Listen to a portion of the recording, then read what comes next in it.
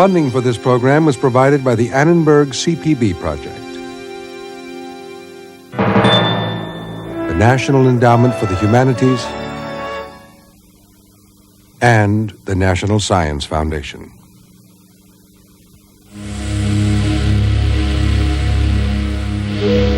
At vacation retreats in ancient Mexico, Aztec kings bathe while their armies sack and burn a remote town. Thousands of captives are marched to the capital where their hearts are offered to gods who sanctioned conquest. Every city and town in the empire pays tribute in exact amount in kind as specified by the Aztecs or risks horrible consequences.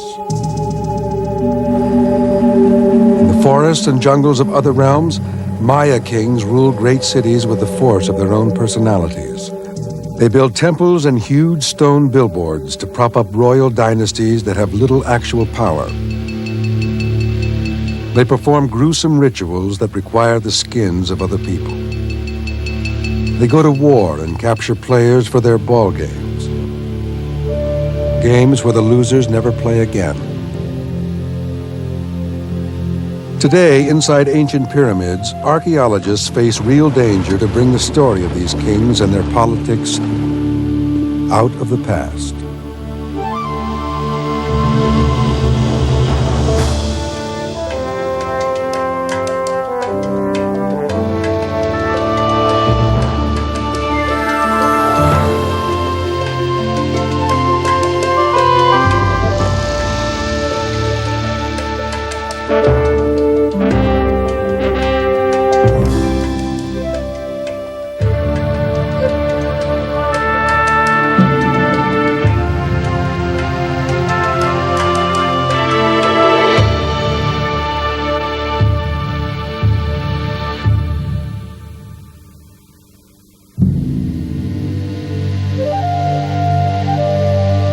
Before the arrival of Europeans, two extraordinary civilizations flourished in Mesoamerica.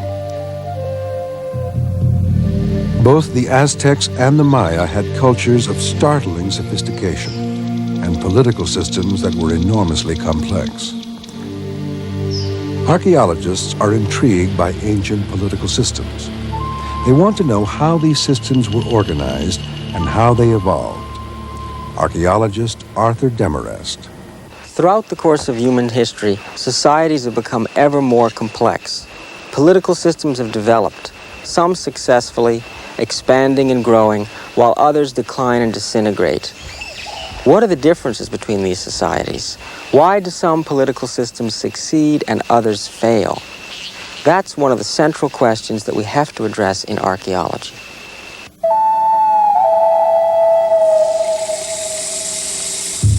The Aztec political system was one of the great success stories of all pre-industrial societies. They created a rich and powerful empire that dominated millions of people.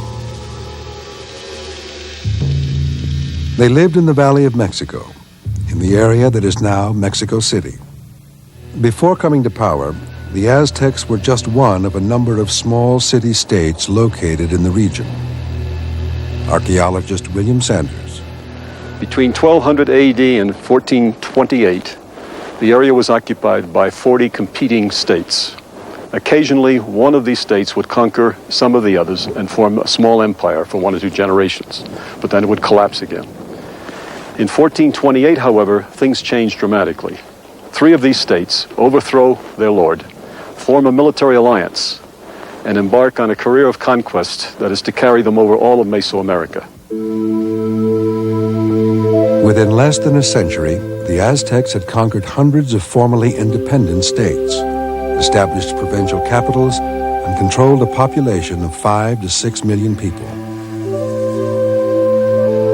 The center of the Aztec Empire was the city of Tenochtitlan, an island in the middle of an extensive lake system.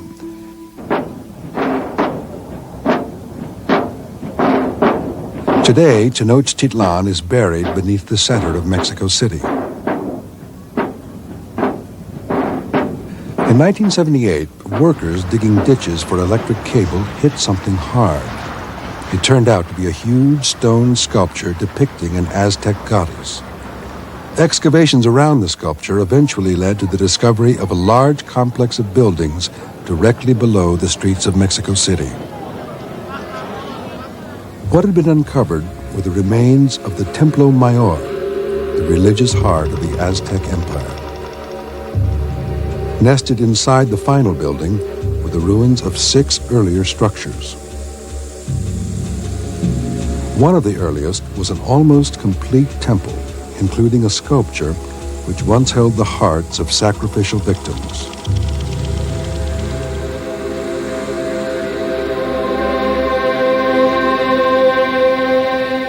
The main structure was an enormous pyramid with 2 temples at the top, one built to the Aztec god of water, the other to the god of war. These 2 deities had special significance for the Aztecs.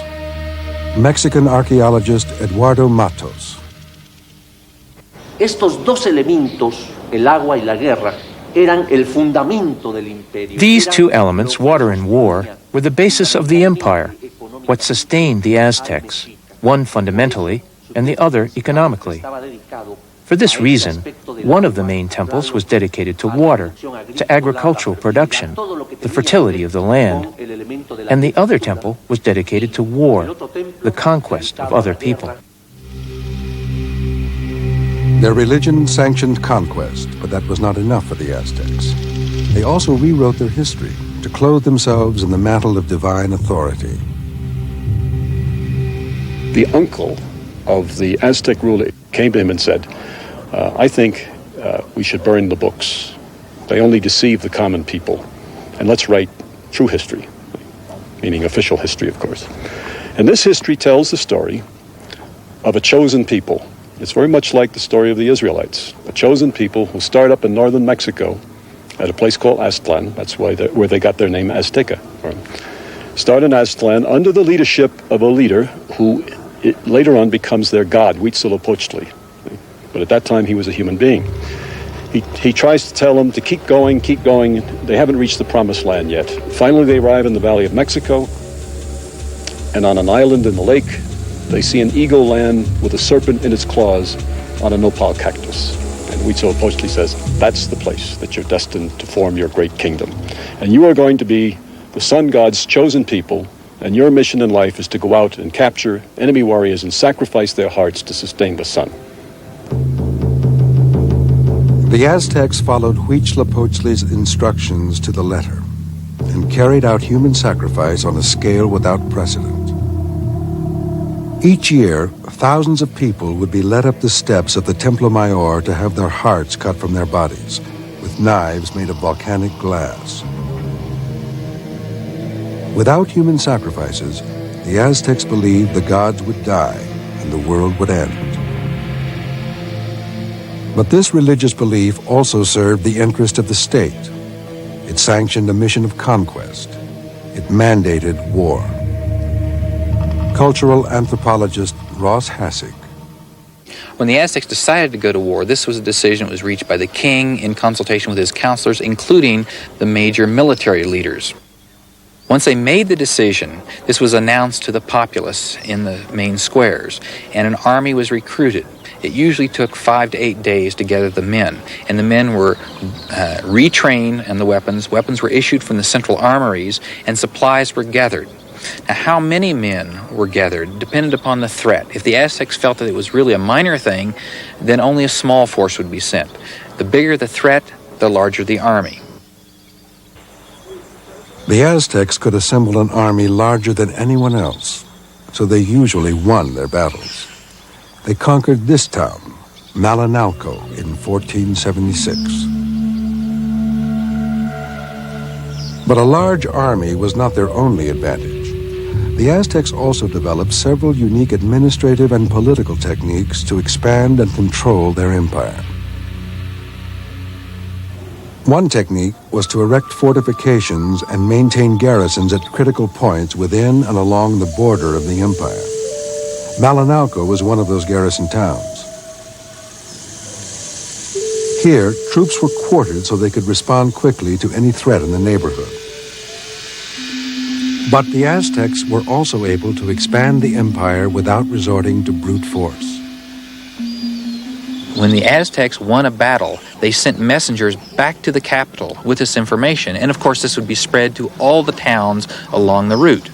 Then when the Aztec army would march back, they very often would go through areas in which there were still independent towns.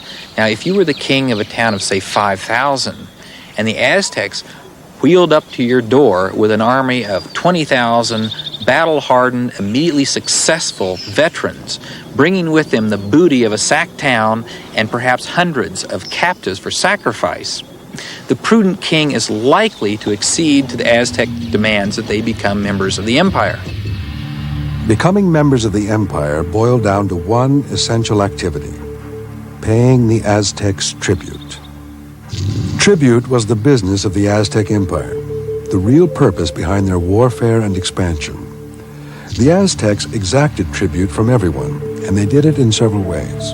As the empire grew, kings enlarged the great temple at Tenochtitlan, and when they did, rededication ceremonies signaled a time for tribute. Archaeologists discovered caches of tribute buried inside successive versions of the temple. One included these stone soldiers, found leaning against the stairs. Offerings came from all over the Aztec Empire: gold and silver jewelry, jade masks, pottery and sculpture. En las excavaciones del Templo Mayor encontramos alrededor de... The majority of the objects found in the offerings were from areas that were controlled by the Aztecs. One of the offerings that we found in front of the Templo Mayor consisted of skulls of sacrificial victims that had small knives placed in the nose and in the mouth. The Aztecs were not above requiring sacrificial victims as tribute. Sometimes they would even specify that the victims must be the friendly neighbors of the conquered state. They knew this would drive a wedge between their neighbors and discourage them from ganging up on the Aztecs. A stone skull rack was discovered in the plaza of the Templo Mayor. Archaeologists think it was meant to remind people of the actual rack, on which the Aztecs mounted hundreds, sometimes thousands of fresh skulls after each sacrificial ceremony. The skulls were another form of intimidation, intended to keep tribute-paying provinces in line. The National Archives in Mexico City contain a number of tribute documents from the 16th century. Offerings on special occasions were a small part of what conquered states owed the Aztecs.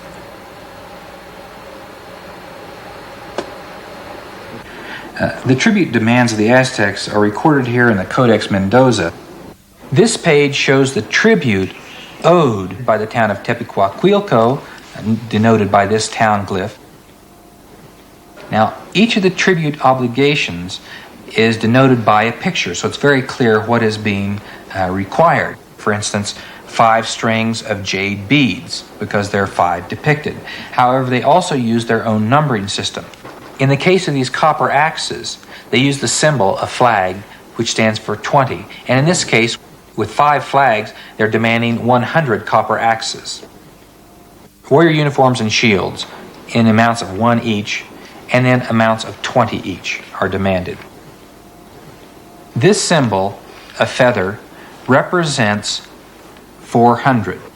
Now, if they want to modify that, for instance, we have here a colored mantle, and 400 are being demanded, but these are fingers representing 1 each. So they're not demanding 400 here, but in fact 402 cotton mantles.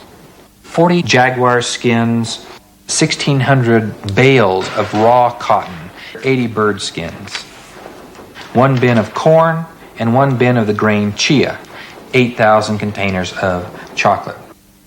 The amount a province or a town was assessed in tribute depended in large part on the difficulty the Aztecs had in conquering you in the first place. If you acquiesced to Aztec demands immediately, your tribute assessment was typically fairly modest. If, however, the Aztecs had to raise an army to go to war before you would agree to be a tributary, then the amount you paid went up. And this tribute amount was negotiable almost throughout the entire process, from the point they made a demand to the point they actually sacked and burned your town. Most of the tribute the Aztecs demanded had to be delivered to Tenochtitlan, where the kings kept some and redistributed the rest. The tribute system gave the king enormous power, which he could use to mount new campaigns of conquest or to reward successful warriors and loyal subjects. Or the king could use the tribute in the form of labor for his own pleasure. In the middle of the 15th century, this mountain served as a retreat for the king Netzahualcoyotl. Here he enjoyed more than 400 acres of terraced gardens, still cultivated today by Aztec descendants. High above the valley, the king could take in the view from several royal baths, one of which was carved right into the hillside. The baths were continuously filled and the gardens irrigated by a series of aqueducts that carried the water more than 8 miles from a mountain spring.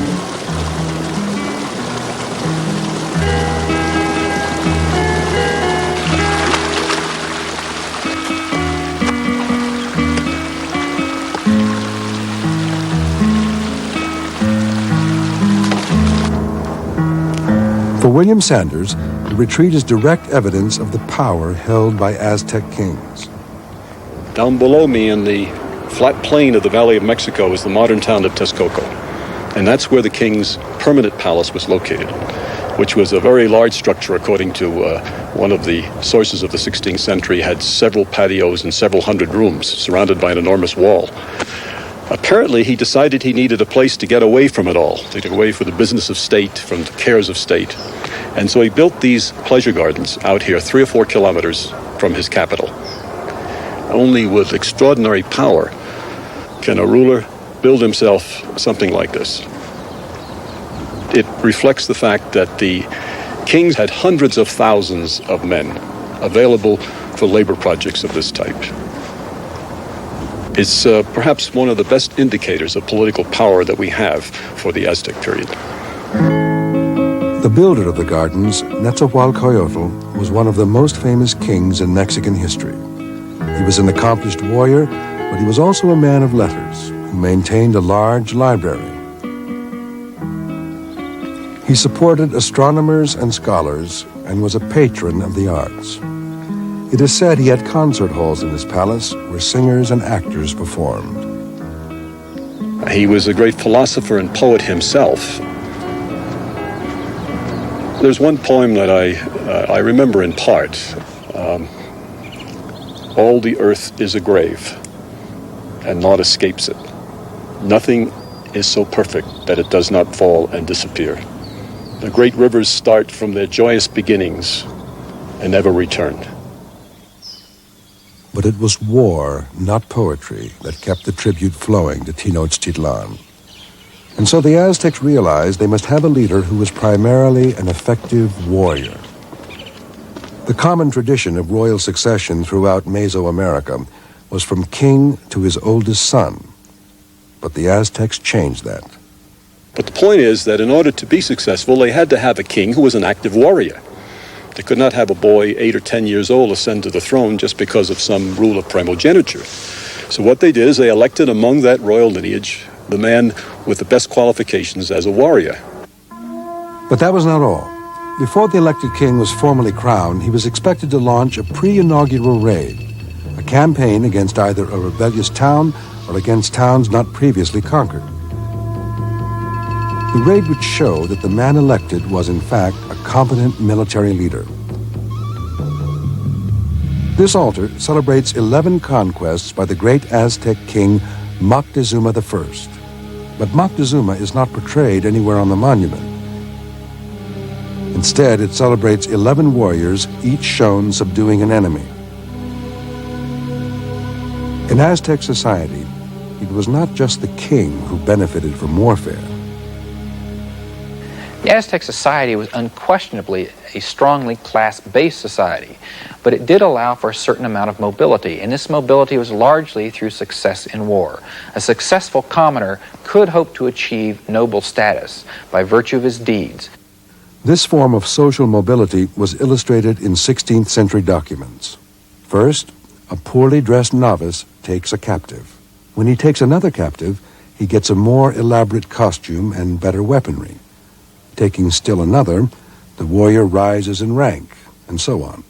A progression from novice all the way to the highest military rank. These rewards for success in battle were nominally handed out by the king himself. So each time you were successful, he would then reward you with a new costume of higher rank and also with additional economic incentives, perhaps mantles, which were wealth, rights to certain lands, and more goods. So as you went up, you gained not only in status, but you gained economically as well. The elected nobles were often given important responsibilities. They would administer provincial capitals or garrison towns like Malinalco. These new elite owed everything to the king, and so they proved reliable surrogates in remote places. Elected nobles were also accepted into elite military orders like the Eagle and Jaguar Knights. At Malinalco, the Eagles and Jaguars had a shrine carved out of the rock face. Like medieval knights, they were highly trained and experienced warriors who could change the tide of battle. The Eagle Knights were so important, they had a large shrine right next to the Templo Mayor in Tenochtitlan.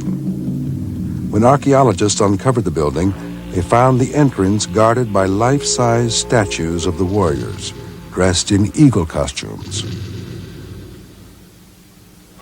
There were two military orders beyond Eagle and Jaguar Knights, but these warriors were considered somewhat unstable, even by Aztec standards. These warriors considered the odds of about 20 to 1 to be about right. So they went into battle first, they came out of battle last, they did not retreat in the face of the enemy, and they were sort of the Mesoamerican equivalent of shock troops.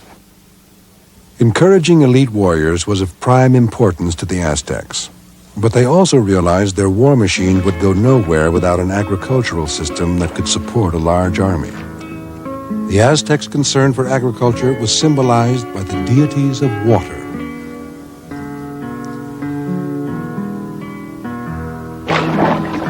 Although land for agriculture on the island of Tenochtitlan was limited, there were thousands of acres of swamp bordering their lake. With a massive state-supported engineering project, they turned the swamps into a unique and highly productive form of agriculture called the floating garden, or chinampas.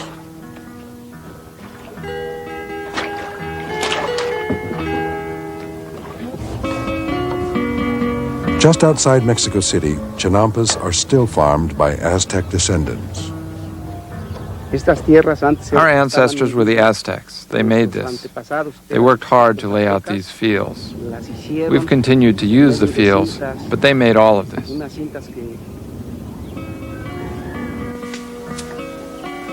The Aztecs reclaimed the swampland by digging drainage canals and building up plots of land from weeds and mud. Then they planted willow trees along the edges.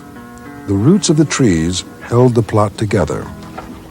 This whole area here, about 40,000 acres, was a huge combination of lake and swamp.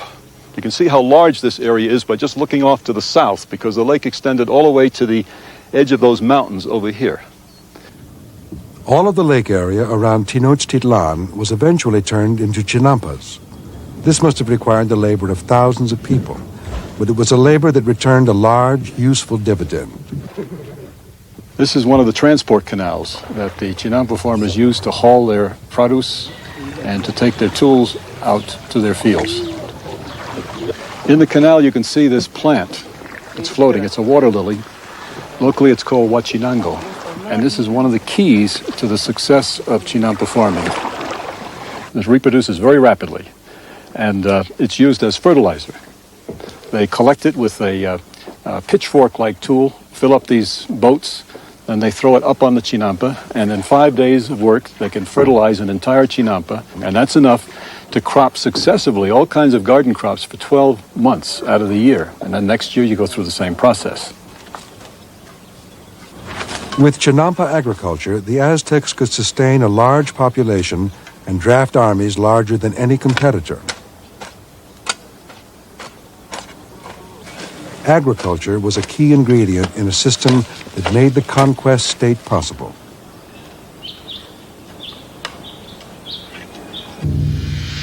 By the turn of the 16th century, the Aztec Empire was a well-oiled machine that appeared unstoppable.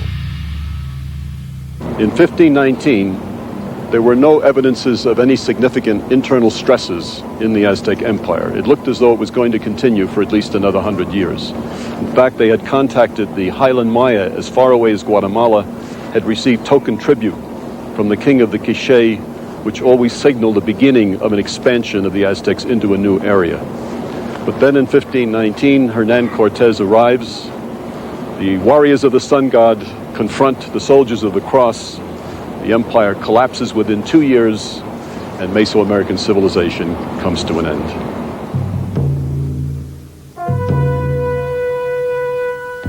More than 1,000 years before the Spanish conquest and the rise of the Aztecs, another extraordinary civilization flourished in the jungles and forests of Mexico, Guatemala, Belize, and Honduras.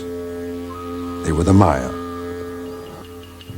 The similar layout of the Maya cities, the style of architecture and sculpture, and the shared writing system led early archaeologists to assume the Maya had formed a great empire, like that of the Aztecs. But that assumption soon evaporated, as later archaeologists began uncovering details of Maya political systems. One city that has received extensive attention is Copan, located on the western edge of Honduras. It was once believed the Maya were led by astronomer priests who divided their time between ritual and plotting the stars. The 16 figures around this altar were thought to represent astronomers from various cities in the Maya realm. It was believed that they were here in Copan to adjust errors in the Maya calendar. But once scholars began translating Maya writing, they soon discovered the monument was erected by the 16th king of Copan. It had nothing to do with the stars. Archaeologist William Fash. The point of this monument is to show that the 16th ruler derives his right to power from his descent from each and every one of these illustrious ancestors. In fact, what he's showing you here is that he's receiving the baton of office, the right to rule, from the very first ancestor, from the founder of the Copan dynasty. Archaeologists now believe that each city across the Maya realm was ruled by its own king. This was not a single empire like the Aztecs created, but hundreds of independent kingdoms existing side by side. But what power did these kings have, and how did they use it? The royal precinct of Copan is a kind of man-made acropolis supporting enormous pyramids and temples. In its day, each building and plaza would have been coated with white plaster and painted in bright colors. Maya kings had the ability to organize and manage the construction of great buildings. These projects consumed much of the kingdom's available resources and served to express the control the king had over his subjects. Archaeologist Robert Scherer. Obviously, these buildings were not built by the kings or even the members of the elite, although we can expect that there were architects and craftsmen who were members of the elite class who planned these and may have done some of the detailed work to decorate these. But the basic labor, the moving of the fill and the cutting and movement of the stone and the placement of the stone, of course, this was all done by the labor provided by the sustaining population in the valley. And that isn't just the labor to build the buildings, but obviously these buildings had to be maintained continuously. They had to be replastered and repainted, protected against the weather. So this was an ongoing and continual process of a constant investment of considerable labor in this complex. But it was not entirely a one-sided relationship. Royal construction projects took place in the dry season, when people could not farm. In return for their labor, the king provided his subjects with food. Archaeologists believe the king of each Maya city probably controlled a large piece of the best farmland, land that could produce a surplus beyond the needs of his royal household. But no Maya king controlled a large food-producing system like the Aztec Chinapas. Consequently, the real power of Maya kings was limited, so it was natural that they sought to control their subjects in other ways. One of those ways is being explored by Honduran archaeologist Ricardo Aguircia. Aguircia is tunneling in the ruins of a huge pyramid built by the last king of Copan. He believes the pyramid may contain a more complete building of an earlier king.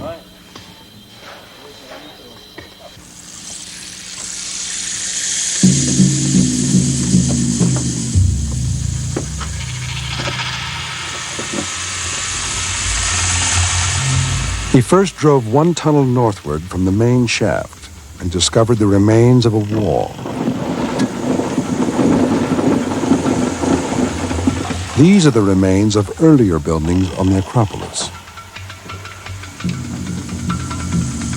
Behind one of the walls, Aguircia found another and followed it farther inward and upward toward the heart of the pyramid. Next thing we knew, we hit this incredible building.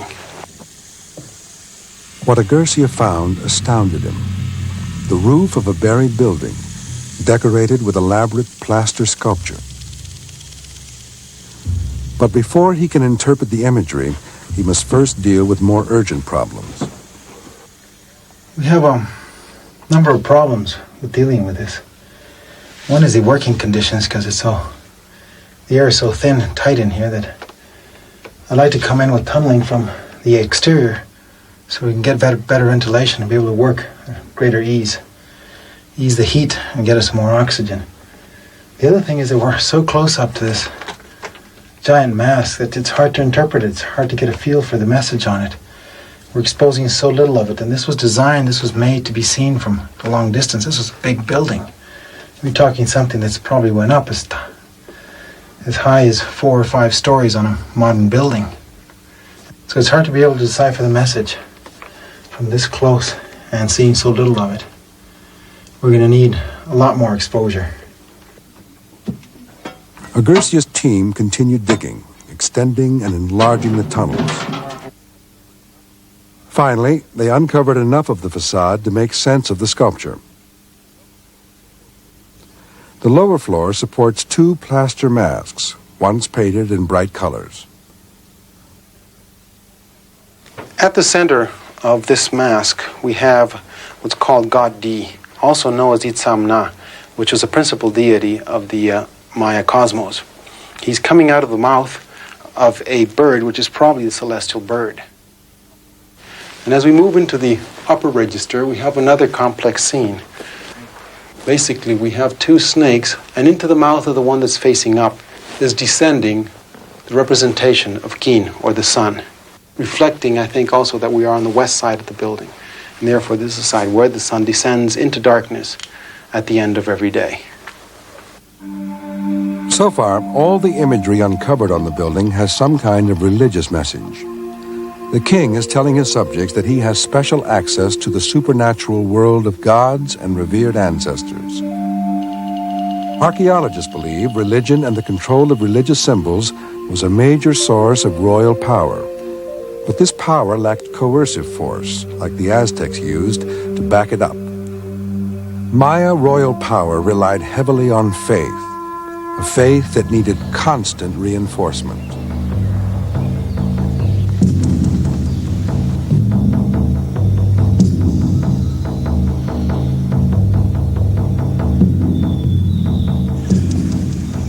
One way in which Maya kings reinforced their connection with the gods was through ritual performance.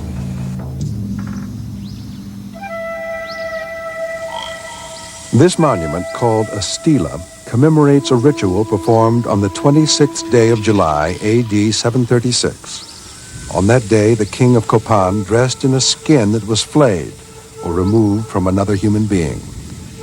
William Fash. We see him dressed in the flayed skin of a captive that he has sacrificed on this occasion, in a symbolic reference to the fact that every rainy season, when the earth turns green again, it also acquires a new skin of vegetation.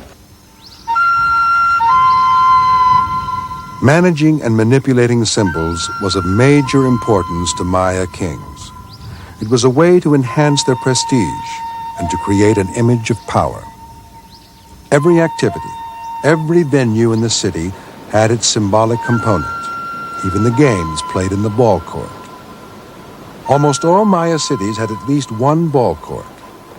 Copan had two.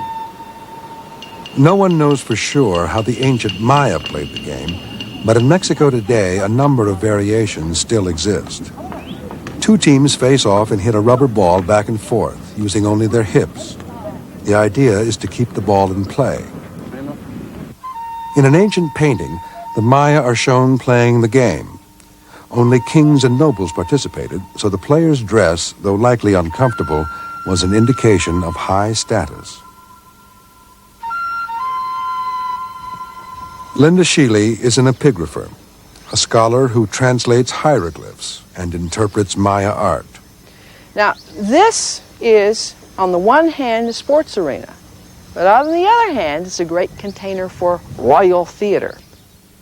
Most of all for the king, it is a place of public performance. That performance is on sometimes the level of sports, but if you think sort of like the World Cup, the great soccer championship, or the Olympics, or the Final Four in college basketball, those are sports, but they're also an arena for politics. The President of the United States throws out the first ball in baseball. It's where politicians come to be seen. The stairway that's on the front of the Great Acropolis there not only is a method of getting up to the Acropolis, but it's great bleachers. This is like a Greek amphitheater or like the Houston Astrodome.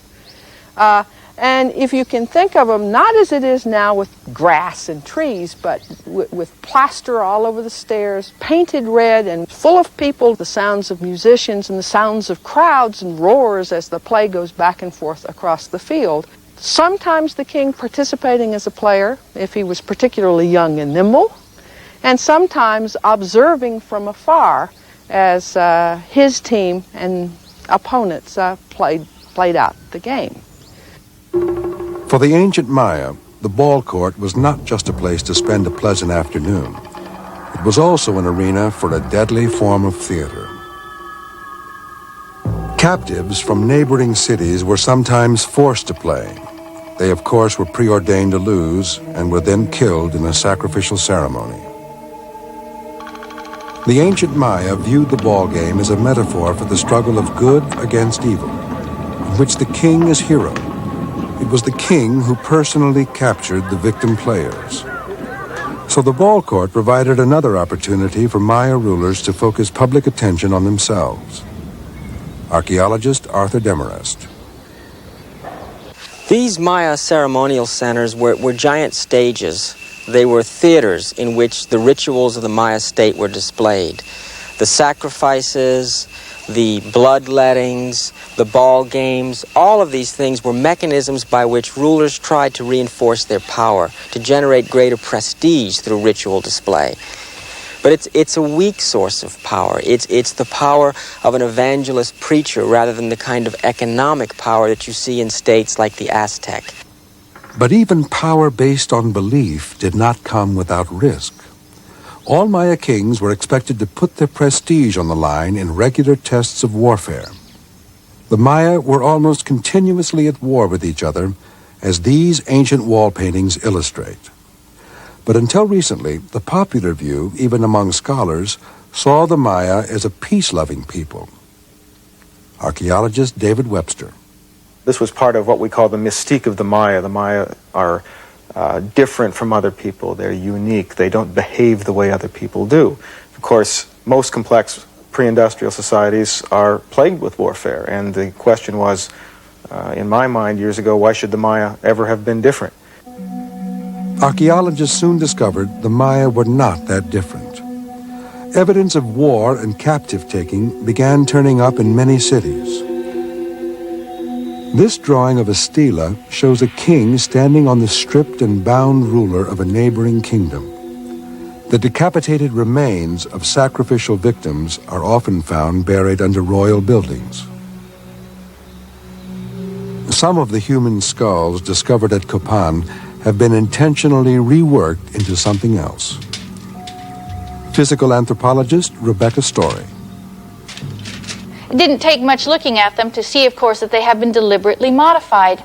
This one here, of course, has been cut. There are drill holes in these. We don't naturally have those kind of holes in our skull. There are evidences of cut marks where they might have removed flesh or skin from the individual.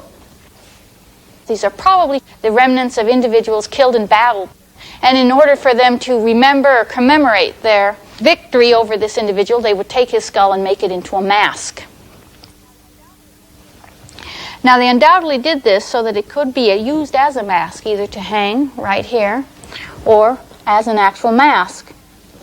We also know that he had an elite rank, probably because of the jade inlay and the teeth, usually found only with Maya nobles. On one level, Maya warfare was the sport of kings and nobles. They would raid a neighboring city to capture a few high-level people for public sacrifice. The higher the rank of the captives, other rulers are best, the more prestige the king would accrue back home. But this kind of warfare may well have had another function. When you have fairly constant episodes of warfare between a lot of closely juxtaposed independent centers, one of the functions of these warfare episodes is clearly to test for the resolve and military organization of your opponents. And so you may have a lot of almost ritualized looking fighting, which might result in some capture of sacrificial victims. But the main function of it might be sort of boundary maintenance, display, expressing to your enemies that you have a lot of allies, that you can muster warriors, that your elites are powerful men, and that they should not fool around with you. Despite the fact that Maya kings were often at each other's throats, they still managed to carry on enduring social and diplomatic relationships. Like the royal families of Europe, Maya kings shared a common culture that crossed political boundaries. Kings visited one another, exchanged gifts, and formed alliances. Archaeologists have plotted these visits that were often recorded in hieroglyphs. Some of the kingdoms are fairly close together, others hundreds of miles apart.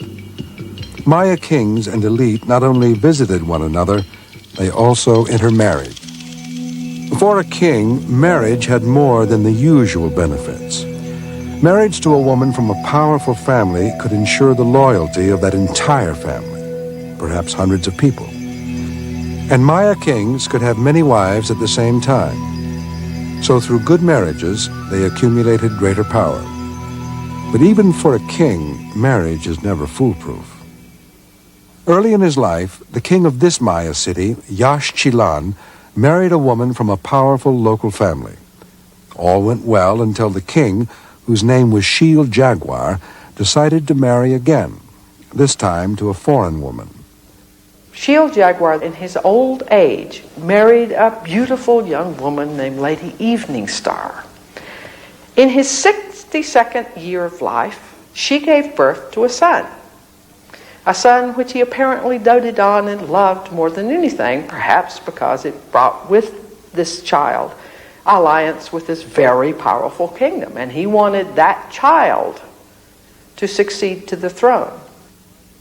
Shield Jaguar tried to lend prestige to his favorite son by erecting stela on which both are shown performing important rituals. He wanted that son of his late years to be his heir.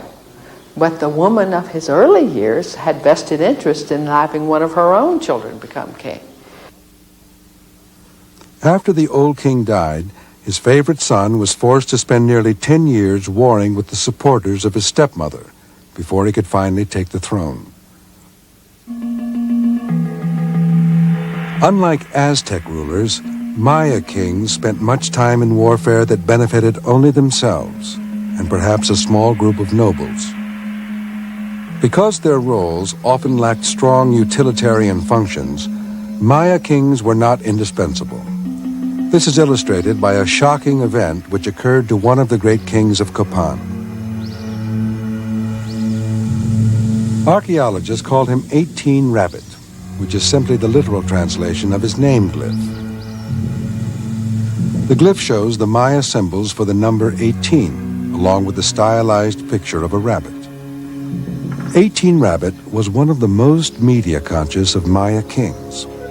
His likeness is carved into almost every stela in Copan's Great Plaza, which he also built. Each stela shows the king in the guise of a different Maya god. The hieroglyphs on the back and side describe the ritual he is shown performing. He is the same king who performed the flayed skin ritual.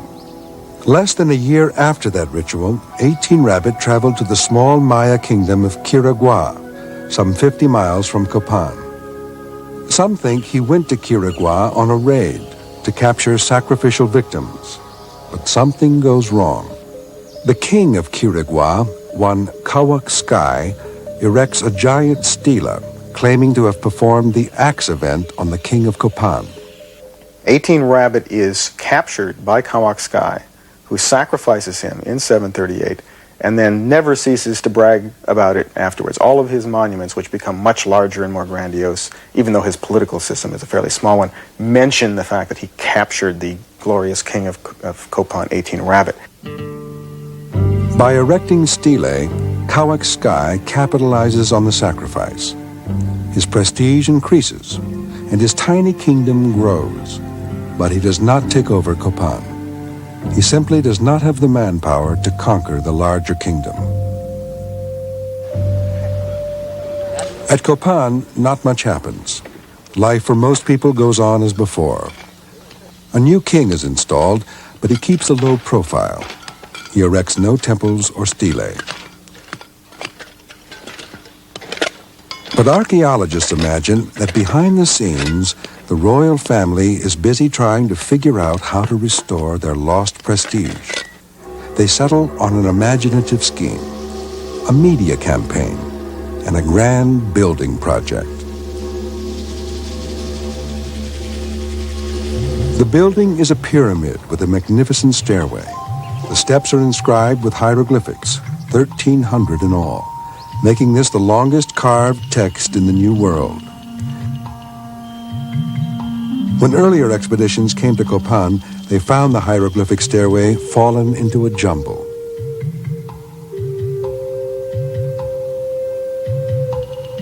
One expedition rebuilt the stairway, but their effort resulted in an assembly of hieroglyphs that were out of sequence and made no sense.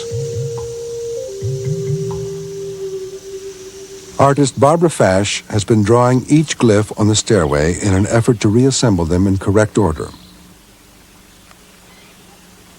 We've been doing this now for over the past 10 years, recording what's left of the hieroglyphic stairway. As you can see, it's deteriorating very rapidly, and we're losing very important information. What we're hoping to do is be able to put it in order, and that way we'll be able to have a better idea of what the hieroglyphic stairway actually said.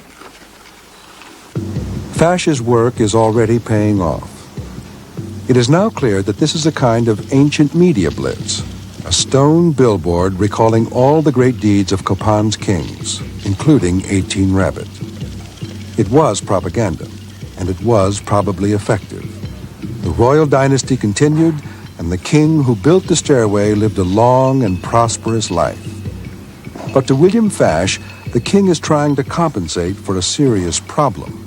The mere fact that he would have to go to such enormous lengths and produce this grandiose statement just to regain the confidence of his people, to me does not show strength in the system. To me it indicates a fatal flaw. If you put all of your eggs in the basket of the king, and you depend on him, and you depend on his charismatic rulership, you depend on his prowess as a warrior, and then, he fails you in a dramatic sort of way, as the 13th ruler apparently did, then you've got a real serious problem, not just with that ruler, but with the system in general. The problem was a political system heavily dependent on leaders who, for the most part, had little to offer beyond ritual, image, and propaganda. But there were exceptions.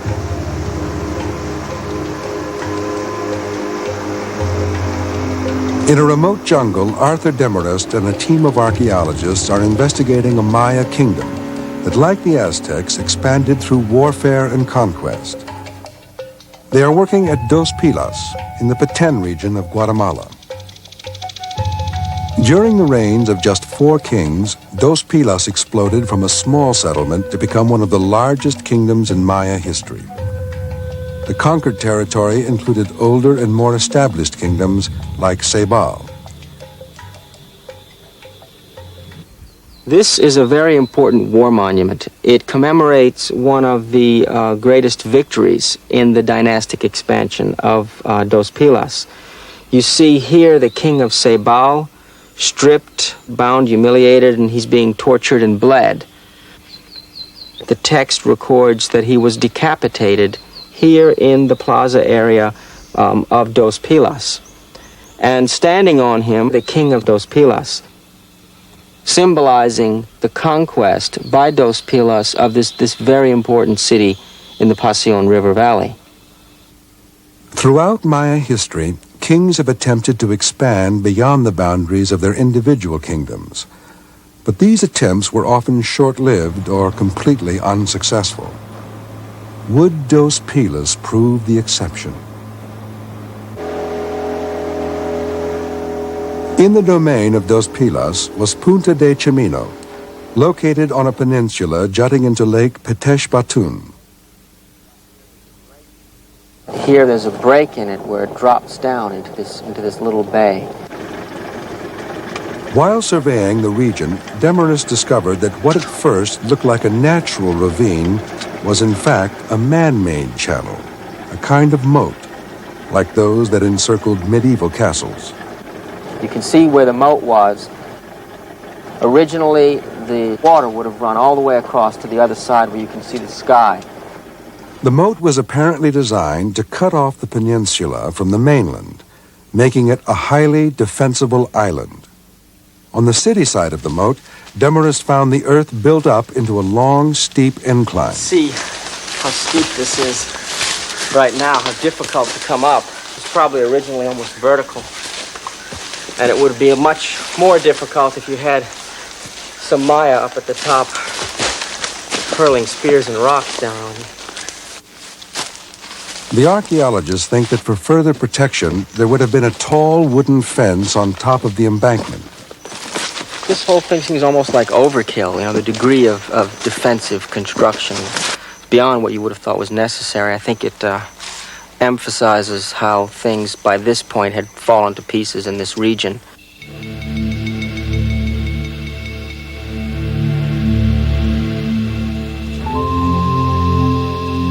Demarest believes the moat and fortifications are evidence that the Dos Pilas Empire was coming apart at the seams.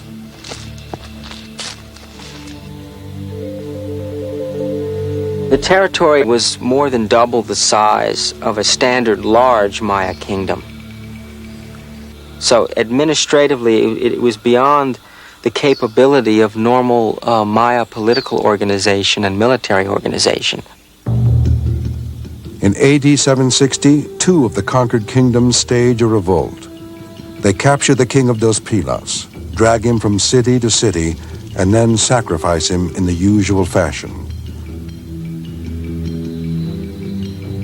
The killing sends the entire region into a scale of warfare seldom seen among the Maya. Every city goes to war against its neighbors. In the end, all the cities in the region are destroyed and abandoned. At the once thriving city of Dos Pilas, surviving inhabitants tear apart the buildings and reuse the stones to construct defensive walls. But these efforts are in vain. The city would be destroyed and disappear into the jungle. In some ways, the expansion of the Dos Pilas kingdom through warfare was a great experiment on the part of the Dos Pilas kings. They attempted to move beyond the normal territory of conquest, but they did so without really changing anything fundamental in Maya political or economic systems. And as a consequence, they failed. The bubble burst very dramatically, and then the fall of the Dos Pilas kingdom was even more rapid than its rise. Even if the Dos Pilas expansion had succeeded, their kingdom would have been tiny compared with the territory conquered by the Aztecs, who controlled an area of some 80,000 square miles. No Maya kingdom expanded beyond a few thousand square miles. But despite their inability to expand, Maya rulers often served well the needs of their individual kingdoms. Their role inspired a universal culture that crossed political boundaries and produced extraordinary works of art, an intricate writing system, and a religious life of immense complexity.